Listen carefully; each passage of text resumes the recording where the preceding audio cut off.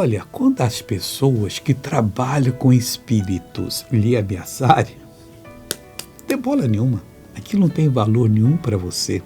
O Salmo 115, versículo 4, fala assim: os ídolos deles, aquilo que eles fazem, são prata e ouro.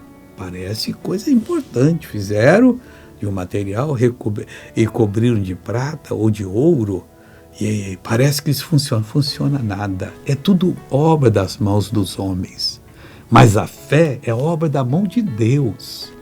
O nome de Jesus é obra do coração do Senhor. Com fé em nome de Jesus, você desfaz todo o mal, hoje e sempre. Veja esse testemunho. E qual era o seu problema? Eu tinha uma dor aqui na coluna, nos meus ombros. Pode se mexer agora? Tudo aqui. Completamente. Então mexa-se completamente agora. Olhem, irmãos. Aleluia. Ela foi completamente curada. Vamos orar agora. Pai, com fé produzida pelo Senhor no nosso coração. Oh, meu Deus, isso é importante. E em nome do Senhor Jesus, que é de uma importância muito grande, nós jogamos por terra toda a força maligna.